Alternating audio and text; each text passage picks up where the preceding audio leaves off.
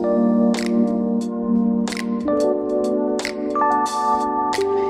guys, welcome to Years in Between with me, Loretta Maria. And me, Cynthia Jerry. This is a podcast where we talk about our thoughts, feelings and experiences in the years in between. How have you all been? Good? We love to hear that. If you haven't been good, you know, tomorrow's a new day, the sun will come up, you can go again. Weeping may endure for a night, but joy comes in the morning. Amen. How are you, my lovely?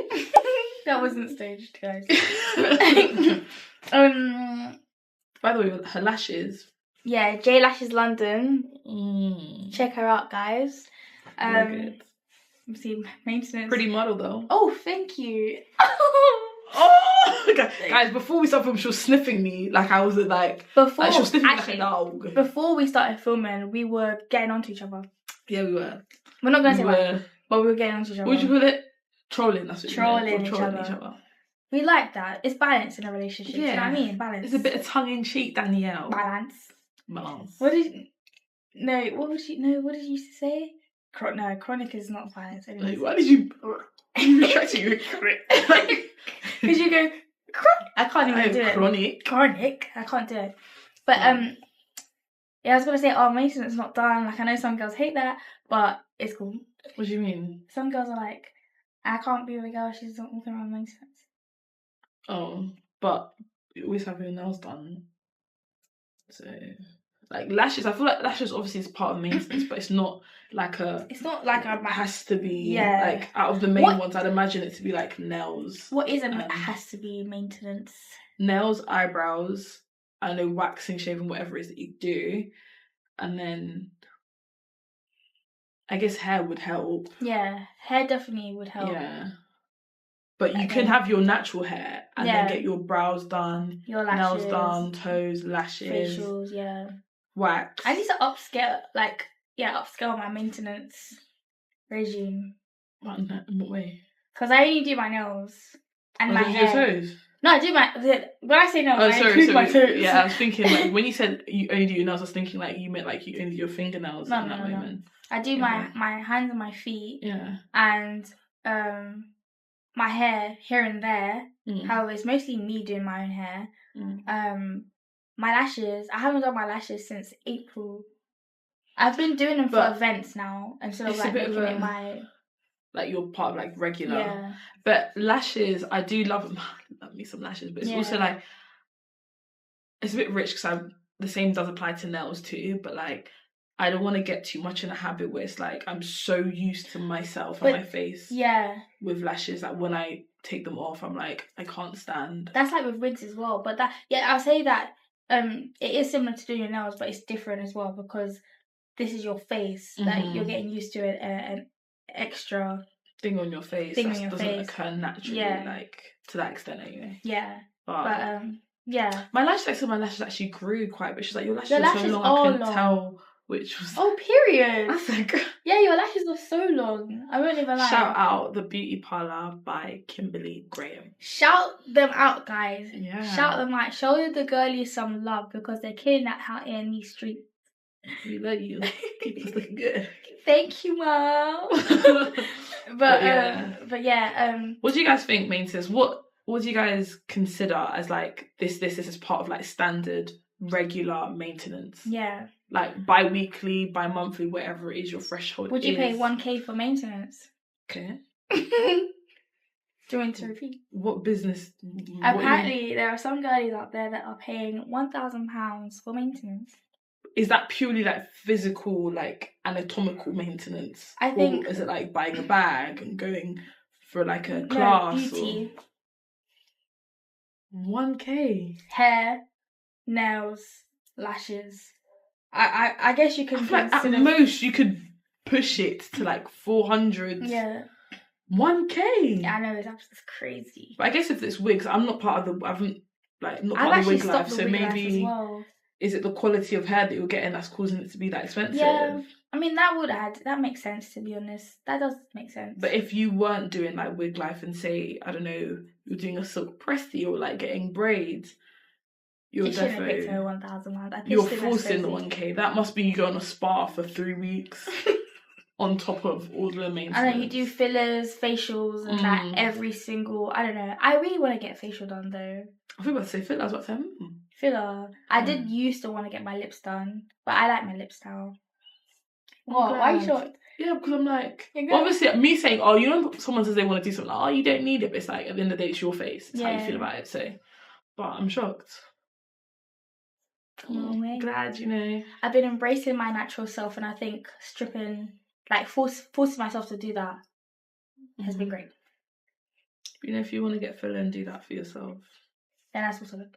Yeah, that's also good. I guess it's all about a thing of, like, loving yourself. Yeah, just don't feed into your insecurities, guys. Yeah. Because Yeah. Do it because, like, you feel confident in yourself and you're like, this could enhance it a bit and make me just feel, you know?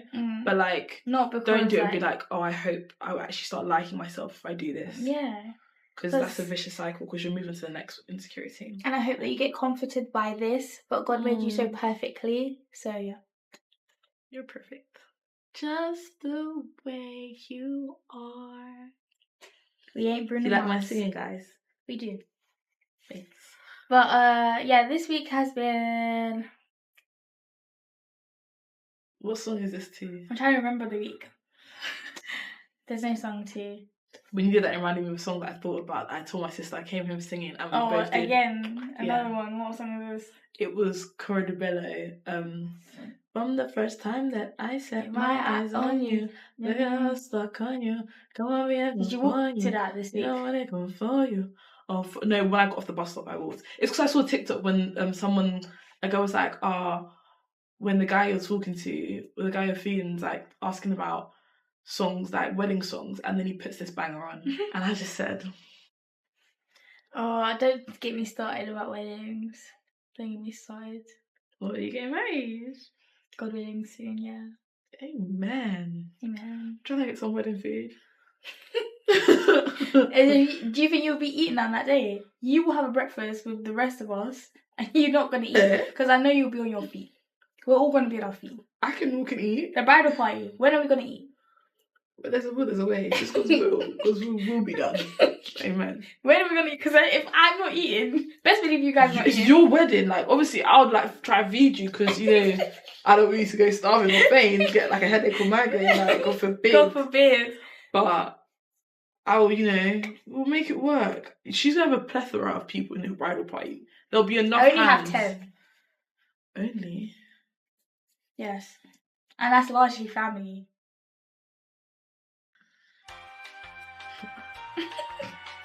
Wait, you're distracted. How am I distracting you?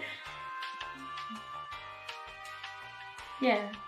I can think of 5 people. Family. Oh, the other 5. Okay, friends. So yeah, I was thinking. I'm getting short on who in the family I can add. But yeah, carry on your week. Yeah, my week's been. I can't wait to do my hair. Oh my gosh.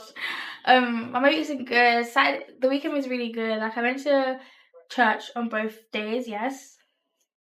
I went to church on both days, amen. One was a conference and it was really good. It really spoke into like womanhood, and not just womanhood in terms of like identifying yourself as a wife or mother, but also womanhood in like being independent and strong and like knowing the will that God has for your life, and amen. Yeah, being disciplined in that. I guess because women can easily be like, get complacent in life and just be a wife or mother. Okay. And not really have their own, like, I guess caught up in other female responsibilities. But yeah, that was good. And church on Sunday, which was good, and the word was about like consecration and worshiping God with your heart. That's sweet. I guess, yeah. Sweet. And what about you? Guys, I went to Flatiron for the first time. Oh wait, I can't believe it was your first time. Yeah, like, you know what it was? I feel like I'd heard about Flatiron and the whole thing of the popcorn like over the years, like scattered. But like, it's scattered. As in like, I'd heard about the popcorn scattered. Oh, I thought you meant they were scattering the popcorn. I was about to write an email to Flatiron and say No. I've just seen like different videos, people vlogging like over the years. and it's just sort of, it's never really been something that I'd like, gosh, I want to go. And then I met one of my besties last week, and the last time I met up with them, it was like, oh, should we go Box Park or should we go fly? And we went Box Park instead. So this time when it came around, I was like, oh, should we go fly? And they've been a few times, and they were like, yeah. Initially I was like, oh, if it's been like your 6th, 7th time, or like if you've been there too many times. But they were like, oh, no. You can never get tired of flying. I won't lie. I went the steak. I'm not crazy about steak, but Sunday? That steak. No, that was Friday. That steak was good. TT, guys. Yeah. The popcorn, everything. The popcorn was good. The steak was good. The popcorn was amazing. The mac and cheese, the chips, the mash, the drink that I had, everything was just the making popcorn, ice cream. Yeah, the popcorn to me is better than ice cream. I look forward to the popcorn and the ice cream. Like, I always finish the popcorn. I asked for like 3 portions. I loved every bit, like every individual thing. Like, I could have eaten it separately in like copious amounts and been fine. Like, it was so flying is really good. I wouldn't mind like going there for a date, you know. Yeah, it's actually a good vibe. I think. Yeah. And like just dim lighting, Yeah, but the only thing, like, the music sometimes makes it just like, sorry, what? What did you say? Yeah. Yeah, but when I was with my bestie, when like we didn't book it in advance, it was sort of like a. Sorry. Okay. Yeah, I just have a slack off. Oh. You ill? I've gone better. Last week I was ill. Oh, thank God you're getting better. Anyway. But my friend and I, we didn't make a booking beforehand. Obviously, this is a Friday, so I guess it's a bit more busier. I don't know. But we walked in, we got a table. Well, she walked in because she got there before me, but we were fine. We were kikiing. It's been a while since we've seen each other, you know, catching up, you know, chopping it up, talking about everything. Obviously, we eat all the food, and then we're fully like, I'm showing her something on Pinterest, and then the woman comes and gives us the card machine, the bill. Oh, yeah. Being like, okay, guys, we need the things back. I was like, the table back. Yeah, I was just like, no, she didn't even, she gave the receipt and then she came like with the card machine at the same time. Oh. So, I was literally like holding back from laughing because it's so funny because I was literally mid-sentence showing her a picture and then she comes and she's like, card machine. You guys gotta go.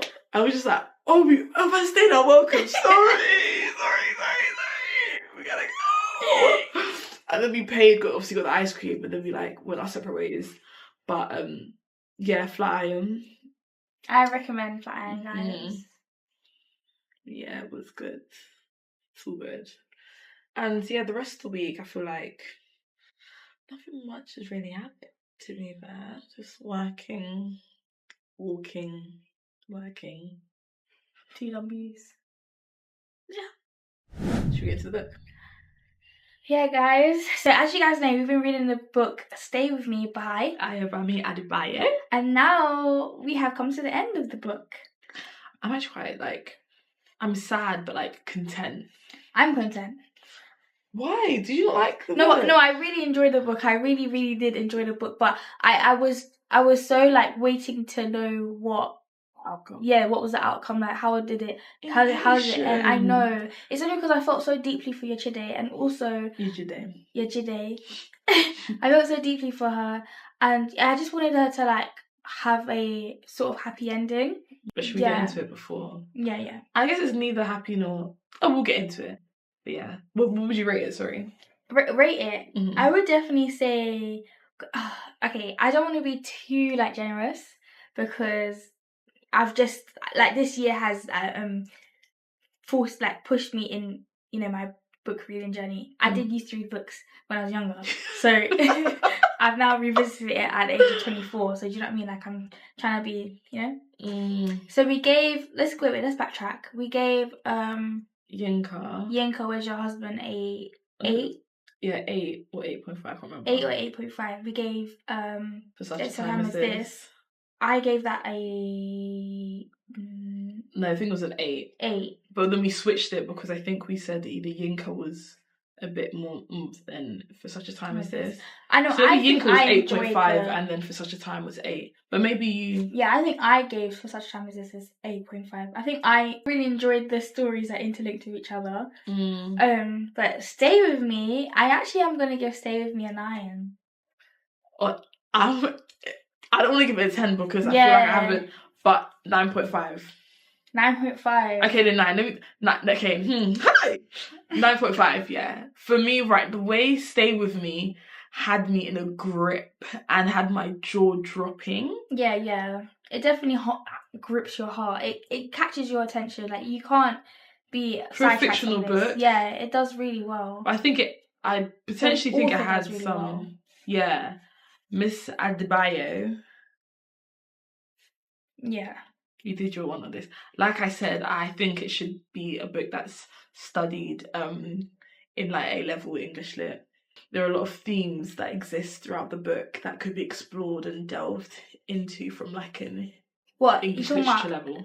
English lit, is that during sixth form? Yeah, I think it's But you also do it at GCSE. Maybe not GCSE, but for sixth form it's fitting. Yeah, because it's like you're 17, 18. Yeah. And like some of the themes in it are a bit like... Yeah, so... I feel like that's like the pivotal moment for self-discovery as well. Yeah. AQA, OCR. OCR? Get on that. Yeah. Definitely. That book. Okay, let's get into it. Let's leave Inspector Calls behind. That's GCSE. Oh, GCSE. What was English yet? It would have been Othello or... Oh my gosh, I've forgotten. Othello, A Doll's House, and something else. Can't remember. Oh, I didn't do English lit. I love English lit though. It has my heart. Anyway, let's talk about the book. What happened in this last section? In this last section, the resentment is clearly there. Yejide is obviously, like we mentioned in last week's episode, not with Akin. She's handing over Rotimi every opportunity that she can. Yeah. She's not trying to, and then because of the failing of the relationship, but also because she doesn't want to gain attachment to her daughter. A lot of this, other than like the latter chapters, was written from Akin's perspective. Yes. I feel, and they were talking about how, well, he was talking about how, maybe, this is actually this is actually his fault. It's like, I guess he's somewhat having like a moment of being like, reflection. Okay, yeah, like reflection, exactly. Yeah, because he even says that he misses his brother. Yeah, but when I found out when reading, and I actually read the part of how obviously he's known his whole life that he can't conceive. His whole life. I can't imagine I don't even want to, even though I'm not a man, but like, I don't know how. Because even Dutom, when they live together, trying to... How would you even process that? Like, something that's meant to happen naturally doesn't happen at all. I think that's a lot of processing that needs to go on. I feel like some people... I guess the part that biologically makes you, like, male or female. Yeah. And then that part not working how it's meant to. And discovering that at the young, tender age. Yeah, and how he was talking about at uni, how Dutom, because they live together... towards the latter stages of his uni experience, how Dutom was having all these people come to their house to, do what they do, and then he was just there like... And it also reflects, when they spoke about how he knew that Yejide was a virgin. Oh. So it was like he knew that he could get away with lying to her and her not knowing any different. So, conspiracy scheming, yes. That's such a deception. That's deceiving. So I'm now just thinking like, okay, is Akin a victim to his situation? 100%. I think he is a victim, but he shouldn't have then made other people victims of his situation. He should have been open. He should have been honest. Very open and honest. However, considering the time that this was set in, and then the understanding that they had back in the day about infertility, Again, this is like 70s, 80s, 60s, yeah, around that time frame. Would that have gone down for him? No, would that have gone well for him socially? Yeah, no, not at all. I don't think. Even with his like mothers and his mother and his father by his side, like. But the thing is, they don't. Even the fact that he was saying the mum's literally getting him another wife. Yeah, so they don't know. His mother and his father, they don't know, right? But why didn't he just tell them? Why didn't he just tell his mother? I think like his mother, Mummy, would react in a way like, "Oh, this is spiritual. This is." But then the thing is, again, he's selfish because he'll get put through what Yejide got put through, like all the ritualistic. Exactly, and it's like, did you not feel any sort of? Well, he did. He felt bad, didn't he? I don't remember. When she was doing that, did he feel bad or did he not know? I think he knew. I think he was like, "Oh, she's gone with Mummy to do da." So I think it was just sort of. But he accepted that as her fate, holding the guilt, like. But then, did he really love her? I guess from the lens of he was willing to let his brother lay with his wife to give her the child that he wanted, so she can stop being miserable in life. That's what I think, because literally when he was talking about it, he did say, "Oh, with the whole like psychosis and pseudocyosis that she was dealing with when she wanted that child so badly." He literally then said that he came to terms. It was like, okay, Rumbi's like, I have to get her pregnant. Like, okay, I have to talk to Duton. Like, he came. At that moment in time, he should have just been like, I should just tell my wife. Don't get me wrong. I completely agree with. He should have come forward. He should have. Just trying to like. They should have thought process in this. Gone to like all the times that he went to Lagos. He was going to these like his clinics. Yeah. Like the euphorologist, but he was also going on his ritual things. Yeah. So it's like, just be open. I guess communication. Communication and consideration. Obviously, didn't consider his partner in something that affected both of them and ultimately caused the breakdown of their marriage. Because think about how much this could have been a building of their 100% relationship. And how different it could have been, and how much they could have, like, grown from. And it's the fact that now he's stuffed up and all this stuff has gone wrong. Now he's deciding to call her and tell him, "Oh, by the way, I'm in Lagos for these appointments." Oh, now he wants to fill her in and all this stuff. Now he's like, okay, now I feel I can finally tell her. Yeah. What do you mean only now? After that part really it really made me feel for Yejide, because all you had to do, like, obviously it's not all you had to do, because obviously it's a very vulnerable thing to come out and say this, especially to your wife, and like you said, the time frame in society. But at the end of the day, that's your wife, that's your life partner. You want to have kids together, so it's just quite unsettling how Yejide was receiving the repercussions of his infertility. As much as I have empathy and I'm saddened to hear that was his or that is his situation, but it's also like it's you were selfish from the very beginning. You were selfish. Like, you could have told her from the very beginning, and things could have been different. I know that's not what the book is about. Understandable, but if we're talking about this topic, this situation.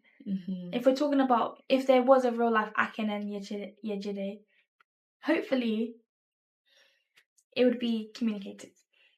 I feel the fact that you mentioned him being selfish, that's so true. From the very beginning. And it's the fact that he's got caught is the only reason why he's now suddenly like, okay, I'll have to offload. Because if Duton didn't relay that information to Yejide, he would have happily kept going, kept the whole guise of, because it's like, also morally for Yejide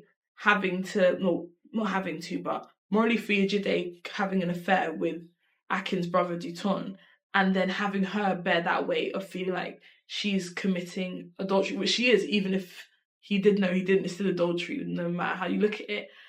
But you schemed for that to happen. You were selfish enough to make it seem like, first of all, she knew, pressure your brother into doing this, and hide the fact that you can't conceive from your wife.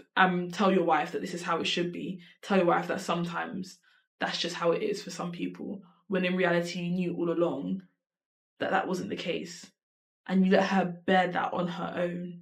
As well as the fact that she struggles with loneliness, and that she's always lived a life like wondering what it'd be like to have a mother, or not being loved by her father's wives, and just feeling siblings, like just feeling alone. And in that, he took that to an advantage, because he's probably thinking, you know, all she really has is me. 100%. So he can then drag it out and flip in. As long as that, and even if it's just us two, again, all she really has is me. Moving on towards the end of the book, when she goes away with, I think it's Ayabole. Yeah. And Akin's with Rotimi in Lagos. Yeah. Because he's got another one of those appointments. Yeah. And then he's trying to call her the whole time. Ejide had it all planned, essentially. It was giving the vibe that she didn't want to come back. Yeah. Where did they even go? Her and... Yeah. To Ayabole's family. Okay. Somewhere.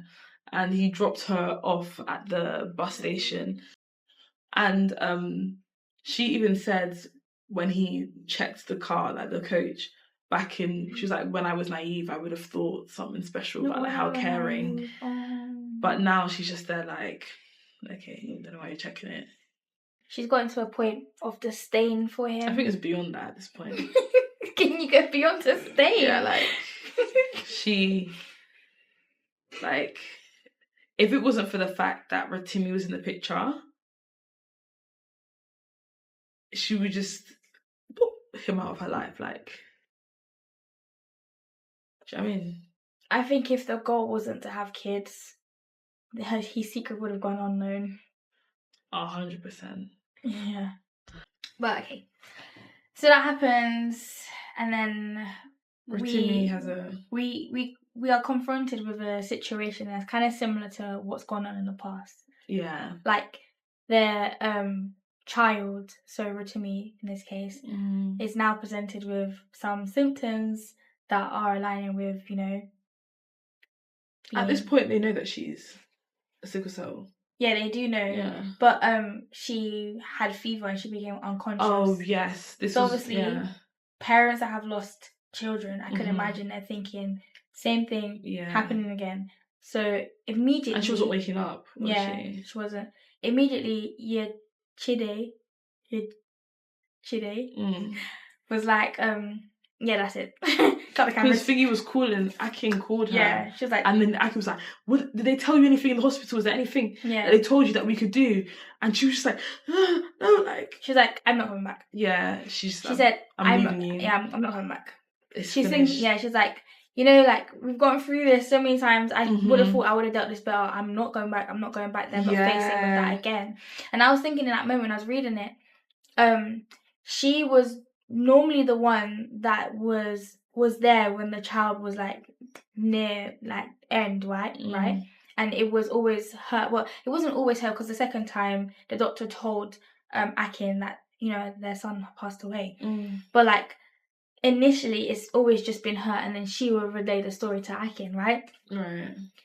So now it's, like, reversed. She's probably thinking, like, well, good. Like, I gave it, like, I've been giving it to you so you can have the attachment, so you can also be broken like I am. Right. God forbid, no, not me. But, experience the heartbreak. Yeah, experience the heartbreak. And then obviously he's also experienced heartbreak, but to be live-o there. Yeah, it's different. Yeah. I guess I can imagine how different it might be. So I think in that it was sort of like her kind of payback, and then leaving him, like, saying, I'm not coming back.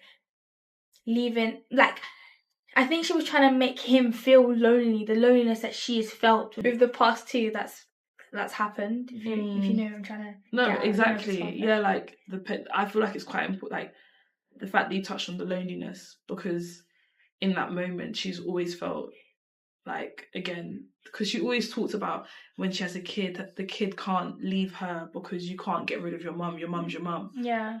So in the payback in him having to experience that is, and then when she was talking about it in the moment, saying she always felt like how we mentioned in the past episode, she was sort of detached from Rotimi because she was almost preparing herself for this moment. Yeah.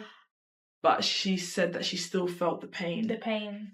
But then she had a realization that even despite the fact that she had lost her 2 other kids and she was now experiencing this moment with Rotimi, they were still hers. Yeah. She had, I guess, a moment of peace, but pain, but peace.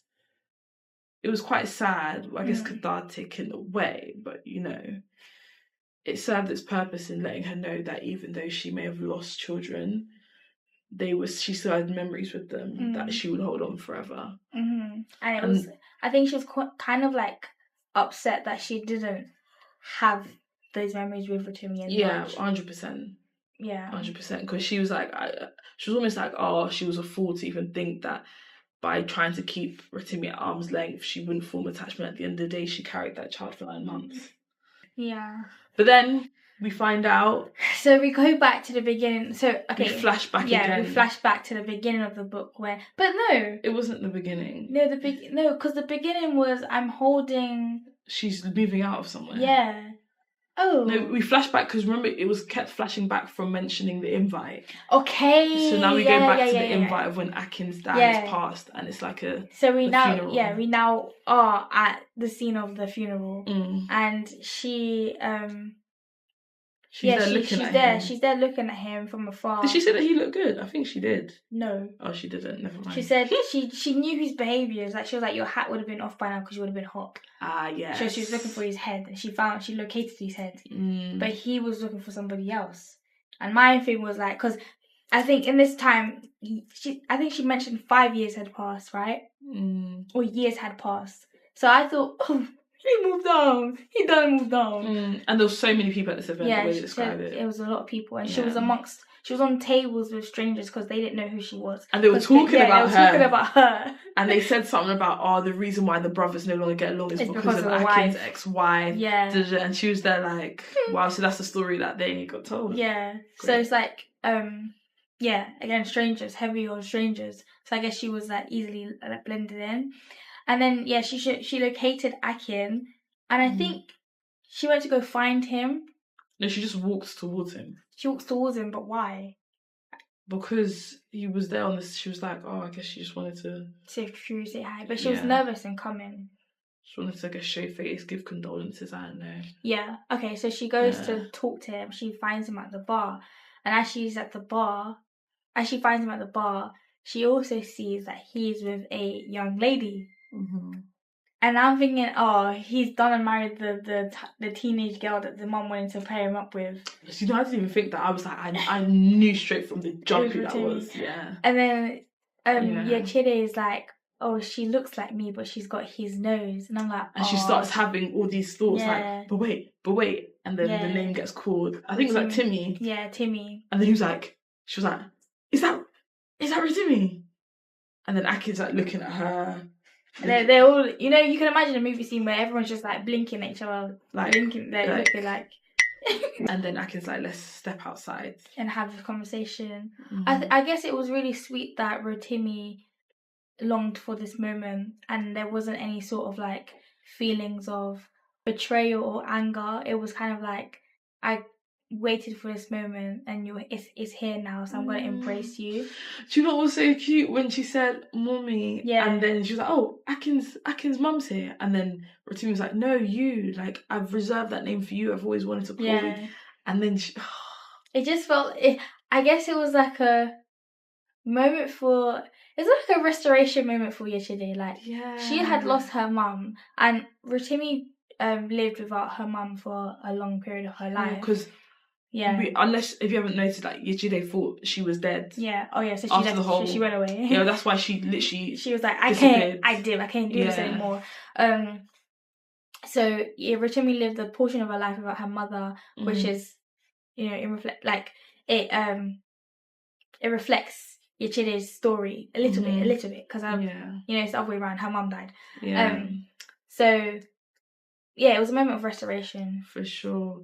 And even she asked Akin, like, does she know? Obviously, all the politics, but Akin was like, no. Sorry, but the cheek of Akin. Did he nod? No, she doesn't. As in about Duton being hurt, but she was like, no. But the cheek of Akin, sorry, audacious, so like, cool times pass. But my guy really thought that they were gonna have a happily ever after. He thought after all of this, just because small time has passed. Obviously, Yejide is ecstatic to see her daughter, like, oh my gosh, you're here, you didn't pass away. Akin's there thinking, oh, we could play happy family. You can move in. Like, he was like, oh, she's so beautiful, she's even more beautiful than I remember. Yeah, she is, facts. But you think all of your... When I read that, I was just... I wanted to dash, like, I actually wanted to throw my phone to be like, the book really made me like... when I read that, I was like, why? Like, cool, I get that you've grown and time's passed, and unless you're you would have to do a lot. Forgiving needs to be had between them both. But do you remember when he was like, she was like, oh yeah, she can stay over, like she can come to my hotel, because Akin thought that Yesterday was gonna go stay with them. Yeah. You had her all the way messed up. Like, did you really think after all you did, she could like waltz in and you could be like, happy family?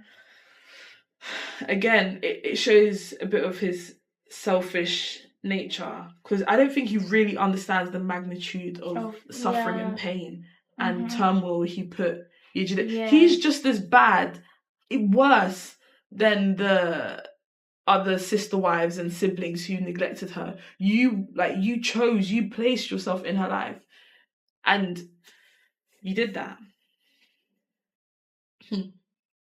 But yeah, it ended happily because Yejide got to be with her daughter, and they're trying to build that relationship. Yeah, I'm glad that there was restoration there. I feel bad for her because she said all these first days that she missed out on because she thought that her daughter wasn't alive. But she's 15? She's still like somewhat young, so I feel like it would have hurt more if she'd been married, had kids, and that one would have. Yeah. Imagine she chose not to come. And they talked about how many times they've wanted to reach out because it was by chance they found out her location. Yeah. Because Rotimi's friend must have gone somewhere, and then I guess they. It was Aya Bolu's daughter, Bolu. I guess Aya means mother of Bolu. Oh. Because they call Akin. Oh, I don't know, because they call Akin Aya Rotimi. They say something like that. Oh yeah. And then she's like, oh, that's a bit rude that they're calling you and your daughter's dead. Oh yeah. So I think Aya must mean parent of. So Bolu is Rotimi's friend. Yeah, okay. Yeah. So Bolu's a little bit older than Rotimi. When Bolu was like crawling on the floor. Yeah, and she was the one he discovered where her mother lived, and from that point, it was quite a while ago, and they were trying to, like, they kept writing letters. They even bought plane tickets and just didn't show up. It was a whole thing built up to this moment. But I'm happy that Yejide came. I'm happy that Rotimi was like, can you invite my mum? Valid. But yeah, guys, we come to the end of Stay With Me. If you haven't already, get on that. I even told my bestie, I told my friend to read it. She bought the book there and then. Guys, it takes you through a journey. It does take you through a journey. For sure. But yeah, we hope that you've enjoyed this episode, guys. We'll be back next week. And if you're feeling the vibe, don't forget to rate us 5 smackaroos. 5 smackaroos, guys. Don't forget to like, comment, and share our podcast. And subscribe. Sorry, like, comment, and share. Yeah. You say it in like, my ears, like when it's like, because obviously you don't watch YouTube like that. It's like, share, comment, and subscribe. So when you flip it around, I'm like. But don't forget to like, share, comment, and subscribe, girlies, guys, aunties, uncles, madams. We love you all, And yeah, guys, we'll see you in the next episode. Stay blessed in the time in between. And, you know, have a good day. We'll see you next time, guys. Bye.